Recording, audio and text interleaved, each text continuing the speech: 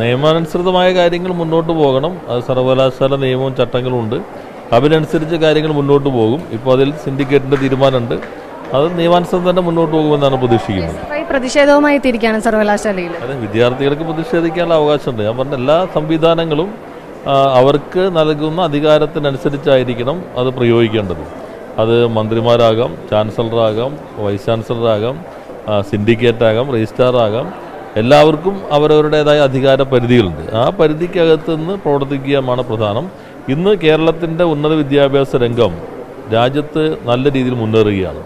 ഏറ്റവും മെച്ചപ്പെട്ട ഇന്ത്യയിലെ 100 കോളേജുകളിൽ 16 കേരളത്തിലാണ്. ഏറ്റവും മെച്ചപ്പെട്ട യൂണിവേഴ്സിറ്റി 20 യൂണിവേഴ്സിറ്റി എടുത്താൽ അതിൽ 3 9, 10, 11 കേരളത്തിലാണ്. അപ്പോൾ നന്നായി നമ്മുടെ വിദ്യാഭ്യാസ രംഗം മുന്നോട്ട് പോകുന്നുണ്ട്. അത് ശക്തിപ്പെടുത്താൻ എല്ലാവരും ഒന്നിച്ച് നിലപാട് സ്വീകരിക്കാൻ വേണ്ടത്.